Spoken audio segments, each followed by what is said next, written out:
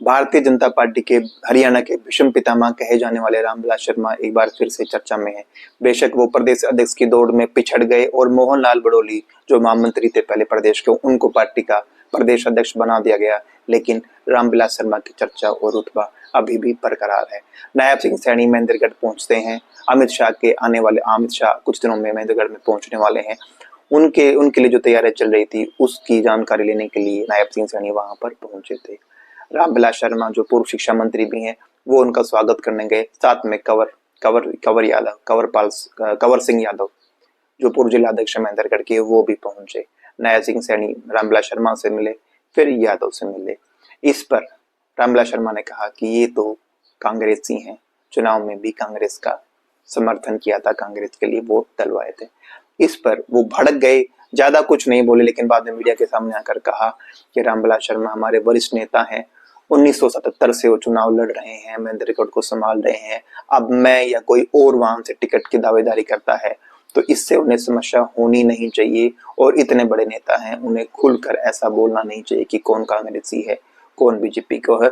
बोलने को मेरे पास भी बहुत कुछ है, लेकिन मैं बोलकर उनका मान सम्मान और खुद का मान सम्मान कम नहीं करना चाहता, उन्हें मर्यादा बनाए रखनी चाहिए।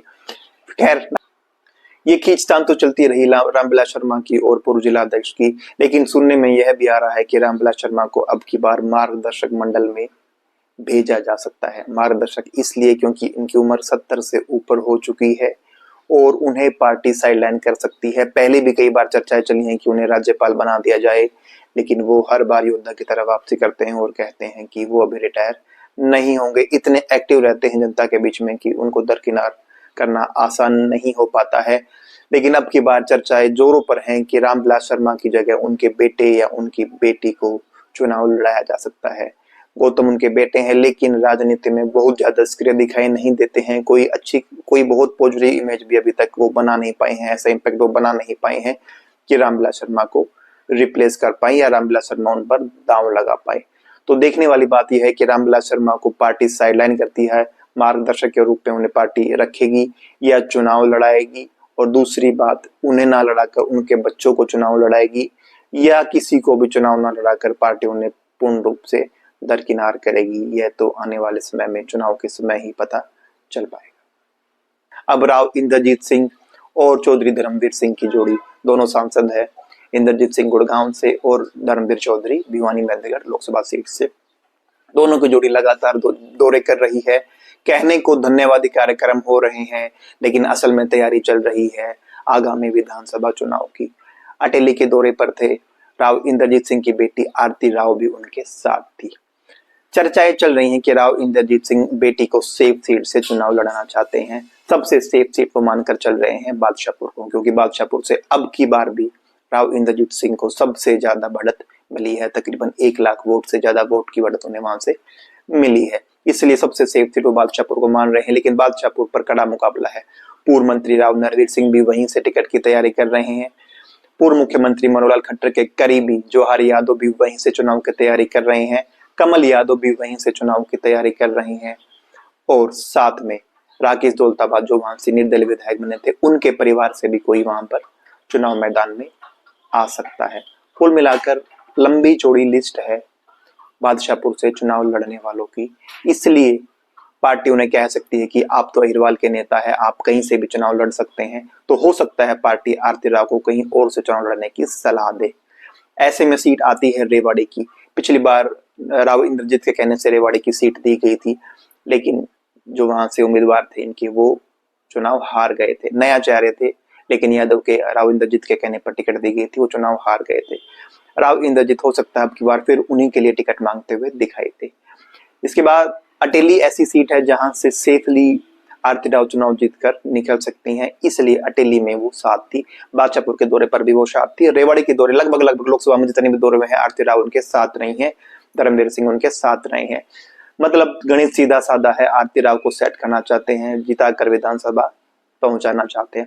साथ ही उन्होंने कटाक्ष करते हुए मनोहर खट्टर पर भी इनडायरेक्ट रूप से हमला बोला और कहा कि मैं 6 बार का सांसद हूं, मैंने रिकॉर्ड बनाया है। मैं एकमात्र ही सांसद हूंगा, शायद मैं एकमात्र ही ऐसा सांसद होगा जो 6 बार से लगातार चुनाव जीत रहे हैं। उसके बाद में मुझे लगातार राज्य मंत्री बनाया जा रहा है। उन्होंने कहा यह भी एक रिकॉर्ड ही बन गया है कि 6 बार जीतने के बाद भी 3 बार से सिर्फ में राज्य मंत्री का दर्जा मिला है, कैबिनेट का दर्जा नहीं मिला है। मुझसे जूनियर जो पहली बार चुनाव जीत कर गए हैं उन्हें कैबिनेट का दर्जा दे दिया गया है। निशाना सीधे रूप से मनोहर लाल खट्टर पर था, जो करनाल से पहली बार लोकसभा के लिए चुने गए और चुनाव जीतते ही कैबिनेट मंत्री, वो भी 2 मंत्रालय, 2 हैवी मंत्रालय मनोहर लाल खट्टर को दिए गए थे। उसके टीस राव इंद्रजीत के भाषण में साफ साफ दिखाई दे रही थी।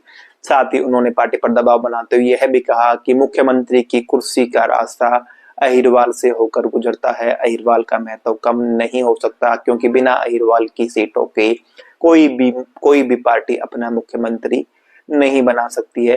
सीधे अपना दबदबा दिखा रहे थे। साथ में धर्मवीर सिंह भी हैं, तो भिवानी लोकसभा की सीट का भी वो गणित साधने का प्रयास कर रहे हैं, क्योंकि भिवानी से भी मोहित चौधरी जो धर्मवीर के बेटे हैं वो भी अपने बेटे को राजनीति में एडजस्ट करना चाहते हैं। तो कुल मिलाकर दोनों सांसदों की जोड़ी अपना काम करने में जुटी हुई है। हिसार में जयप्रकाश उर्फ जेपी ने एक समारोह किया। चुनाव जीते हैं तो धन्यवादी कार्यक्रम होगा। कार्यकर्ता सम्मेलन का नाम दिया गया था।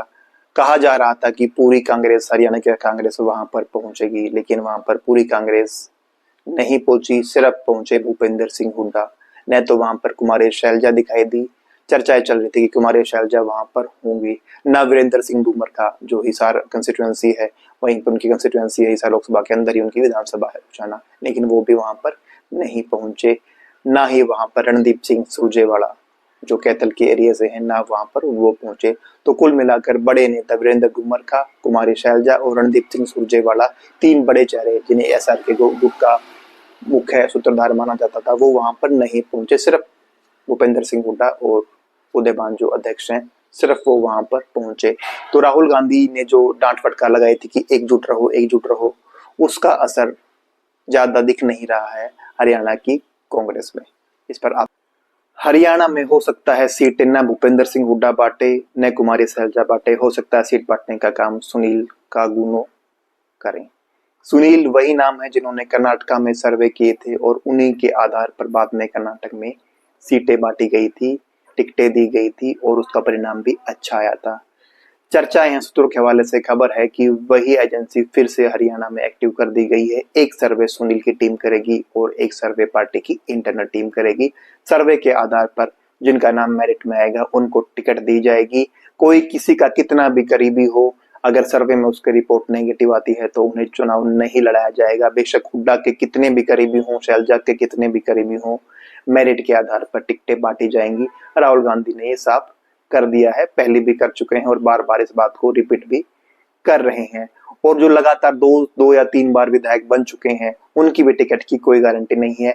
हो सकता है पार्टी उन्हें रेस्ट करने के लिए बोले और नए चेहरे पर दांव खेलती हुई दिखाई दे। इंटरेस्टिंग होने वाला है टिकट वितरण भी, क्योंकि सब कह रहे हैं कि हुड्डा को फ्री हैंड है, हुड्डा को फ्री हैंड है, लेकिन अगर इस रिपोर्ट के आधार पर, इस सर्वे के आधार पर टिकटें बांटी गई तो किसी को फ्री हैंड नहीं है।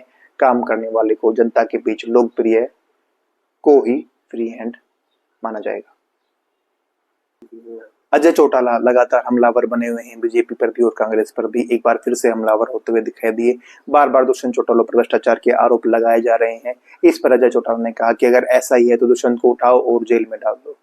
मतलब साफ था कि भ्रष्टाचार किया है तो जांच करो और जांच में अगर दोषी पाए जाते हैं तो सजा दो। बेकार का मुद्दा हवा में मत घुमाओ। अजय चौटाला काफी एग्रेसिव होकर पॉलिटिक्स कर रहे हैं, फ्रंट फुट पर खेल रहे हैं और लगातार हमला बीजेपी और कांग्रेस पर बोल रहे हैं। चाहे राज्यसभा के मुद्दे पर कांग्रेस पर हमला हो, चाहे इस भ्रष्टाचार के मुद्दे पर बीजेपी पर हमला हो। वो तो ये भी कह चुके हैं कि कांग्रेस बीजेपी के अनुसार काम कर रही है, हुड्डा बीजेपी से मिले हुए हैं, इसीलिए राज्यसभा में अपना उम्मीदवार भी खड़ा नहीं कर रहे हैं।